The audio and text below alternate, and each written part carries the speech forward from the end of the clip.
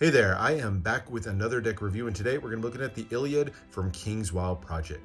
This is the second deck in 2022's number 13 club from King's Wild Project and designer Jackson Robinson. This is a replacement for the short series of years past, and Jackson's moved from a monthly format in the short series to a bi-monthly format with the newly formed number 13 club.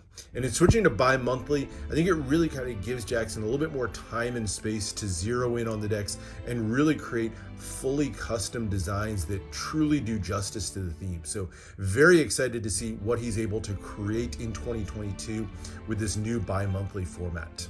Now, so far in 2022, we've gotten a really heavy focus on one of my favorite subseries that he does, the book subseries, with decks that really pay tribute to some of the most famous stories and novels and poems of the past. And for this one, of course, he focused on the Iliad, that classic epic poem from Homer telling the story of the ancient Greeks.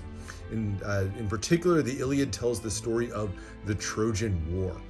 Trojan War was a battle fought between Troy and the Greeks of Sparta, and it was a very brutal battle fought over the course of an entire decade. But it's memorialized not just in the Iliad, but also in the Odyssey, as well as many other sources throughout the ancient Greek world. But that's the inspiration behind the deck. Let's take a look at it and see how Jackson's able to bring it to life in his own style. So starting with the tuck case, these are made by Clove Street Press. They do a great job with their tuck cases, really intricate embossing that they're capable of. This one's done on a matte finish stock, kind of a grayish color here, a little bit of an off-white gray, and then a monochromatic design that's a little bit reminiscent of the Greek Amphora vases. Those vases often had black or red characters that were painted onto them in a really bold and unique style. And that's a little bit of the inspiration behind the style that's used not just on the tuck case here, but on the rest of the deck as well. You get the Iliad and that kind of Greek-inspired font at the top, and then a large image here in the center that features that circular face in the middle. You'll often see little crazy faces like this that are featured on Greek pottery in some way. Although I will say the way that this face looks, it kind of reminds me more of like an Aztec vibe, or maybe even like a tiki vibe as opposed to strictly Greek. That said, this design is one that you'll see on Greek pottery from time to time. Surrounded by lots of ornate little design work here, the vine work on the side, which features acanthus leaves, very common motif that's used in a lot of Greek artwork. Those leaves represent long life. And then lots of other little bits of scroll work, including those little meander patterns in the corner, those little swirling lines. Bottom, fine quality playing cards illustrated by Jackson Robinson. Jackson Robinson again credited on the side of the tuck there, and then King's Wild Project on the other. Bottom has full ad copy, of course, for Jackson and King's Wild Project, and then mentions that the cards are printed by the USPCC. Top there, once again, has the name of the deck, the Iliad. And then on the back here, we see a little view of the back design of the cards. We'll look more at that in a second. The embossing on here, really nicely done. I will say it's a little bit of a light emboss, which feels a little bit indistinct in parts of it, but still nice extra little feel of luxury given to the tuck case. On the inner flap here, number 13, that classic sort of signature of King's Wild Project there. And then same thing on the inner flaps, and nothing printed on the interior of the tuck. So that's the tuck case, but let's get into the cards. And we'll start with the back design. So right away, you can see, again, those sort of pottery vibes on here with the clay colored background and then the black design on there, again, paying tribute to those Greek Amphora vases, and builds an entire back design around that face element that we saw on the tuck case. That same kind of bizarre face that, again, to me, looks a little bit more Aztec or tiki as opposed to Greek. I know it is a Greek symbol, but for me, that's kind of what I keep going back to as I see the design. And then lots of pattern work all the way around, most notably those leaves and the meander patterns, but then lots of other details kind of twisting their way around the entire deck. Finishes out with that clay colored thin poker border for a really ornate back design, a lot going on. Almost busy, but I think it kind of pulls it together. Those faces there at the top and the bottom really help pull the two-way back design together. So there's your back design. And then we go to the faces of the cards, and the cards themselves all have that background, again, with that sort of clay or parchment color to them. The two extra cards that you get in this one, the first one, this is kind of a nice one, gives you a QR code that you can scan that'll take you to a little bit of a story of some of the characters, or stay tuned for the video. Of course, I'm going to be talking about some of those as we get a little bit deeper here, but if you want to see Jackson's take on it, you can scan that QR code. So nice little addition there. It helps with identifying some of the characters. And then you get this little art card here. So there's the back design on one side, and the other side has, I don't know if this is like an alternate back design or something like that, but this one instead is built more heavily around those acanthus leaves in the top and the bottom. I personally like this back design a little bit better than the one that was actually used. I also like the red on this one quite a bit, so wish this had been the back design, but I think they both look nice. So there's your extra card, and we'll get to the two jokers as we get into the story because they play a role there. So let's jump right ahead to the aces. So the ace of spades, once again, features that same mask or face there in the center, and then surrounded by a flare of leaves that give you kind of a little bit of a shape of a spade pip. But you can see here he chose to use the spade pips instead as this sort of fan leaf pattern, so a much more loose interpretation of your classic spade pip. But lots going on with the borders. You get the pip and index in all four corners, and then that really thick border with the ornate pattern work all the way around the edges. So many different patterns and designs that are really kind of brought together on this one. But that really fat border and the four indices in the corner really kind of crunches in the center design a little bit. Not that it's a bad thing, but really kind of gives you a little bit less space to work with there in the center. The other three aces all feature similarly ornate designs in the middle. The diamond has that classic diamond shape that's built around that meander pattern. And then the club, back to classic black. This one actually looks a little bit more spade-like to me, but kind of has that swirling pattern that maybe is inspired by Greek columns of some sort. And then the ace of hearts, again, with that sort of column-shaped spiral there on the sides. So there's your four aces. Blacks are classic black against that clay color, and then the reds are a classic red color. Number cards are all fully custom as well. They feature a full color background design, and then the pips are done in the negative space, so more in that clay color against the black.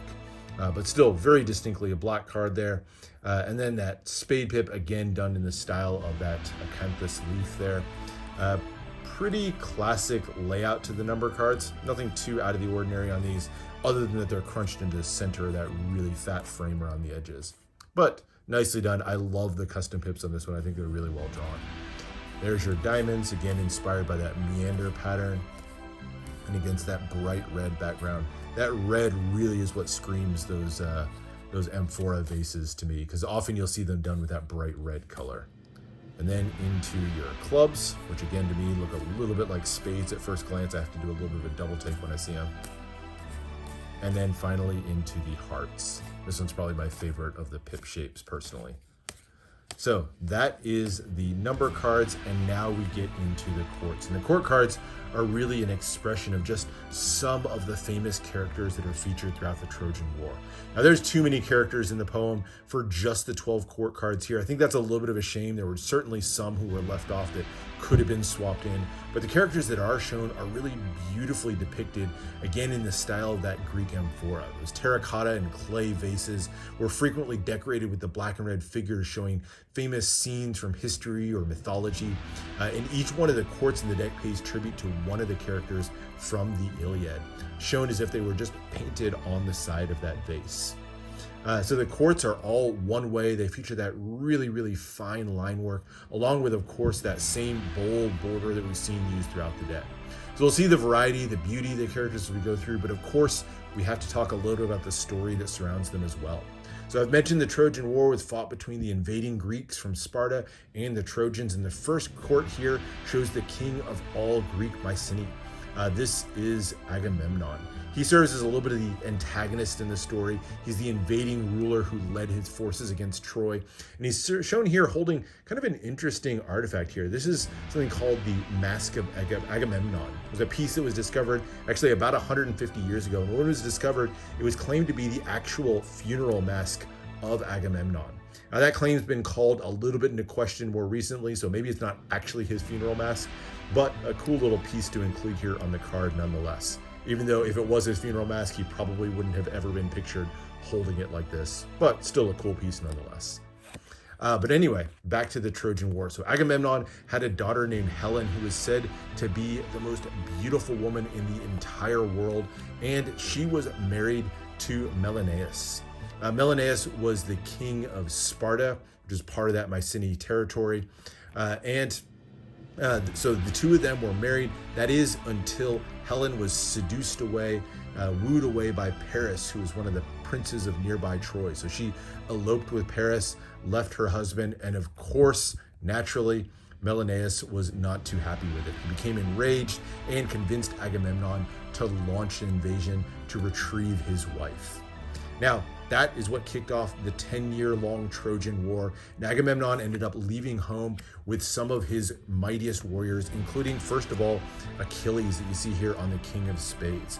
Achilles was said to be the greatest warrior Greece had ever known. He was blessed by the gods, was by legend nearly invincible. In fact, his only weak point was a single point on his heel, only area where he could be harmed. And that's actually where we get the term Achilles heel when we refer to somebody's biggest weakness. But a really mighty look here. I love the sweeping helmet, the large shield, which again borrows from that face that we saw in the back design or on the tuck case of the cards. But there's a look at Achilles, the mighty warrior. And then the second of the heroes from Greece. This is probably my favorite card in the whole deck. This is Patroclus. Patroclus was a childhood friend of Achilles. The two of them were very, very close friends. But Patroclus was famously killed by Hector, one of the Trojan heroes, in a dramatic moment that's depicted in the card. You can see him here right at the moment of his death with the spear thrust right through his stomach. It's a beautiful card. You can see the agony on his face. He's dropping the sword from his fingers, the splash of blood. There's just so much going on, and an amazing pose that Jackson chose for this one. Very cool look at Patroclus. Anyway, back to the story. All right, so on the other side of the battle, of course, we had the Trojans themselves. So first we have Priam and Hecuba, who were the king and queen of diamonds, but also the rulers over Troy. So you can see the two of them depicted there. And they had two sons who were also heroes in the war, Hector and Paris. Now, you've heard both of them mentioned already at various points during the story. Hector was the greatest warrior for Troy in the battle, but he was actually killed in single combat with Achilles after having killed Patroclus. And so that was the end of Hector as he met his match against the mighty Achilles. And then, of course, we have Paris, who's the guy who basically started this whole mess. He's the one who stole Helen away from the Greeks. It was said he was not actually a particularly great or brave or mighty warrior in any way himself, but he's actually the one who managed to slay the mighty Achilles. You can see him there with his bow. He shot the bow, and with the help of the god Apollo, who helped guide his arrow, he was able to strike Achilles in his one vulnerable weak point right in his heel. So Paris, in addition to starting the war, also was the one who slew Achilles. Now, like with every Greek myth, the gods themselves, of course, played a role, and three of them get appearances on the courts as well. King of Spades here is the leader of the gods, Zeus. For much of the story, he actually forbade the other gods from meddling in the war at all. But he finally relented, and two of the goddesses that are depicted on the final two court cards took him up on that offer. First one is Hera, Zeus's companion. I love the inclusion here of that peacock feather. I think it's a really great touch. The peacock is one of the most significant symbols that Hera had. And then finally is Athena, the goddess of wisdom and war. She has a couple of great symbols included. Of course, you get her spear and her classic helmet there, symbols of her affinity for war. But she's also often depicted with a snake, and you can see that snake beautifully coiled up the side there, as well as her shield. This shield has the head of a gorgon in the center. That's how she's usually depicted. The story says that that's actually the head of Medusa mounted on her shield. But beautiful. This is actually my second favorite card after that fantastic Patroclus card that we looked at before.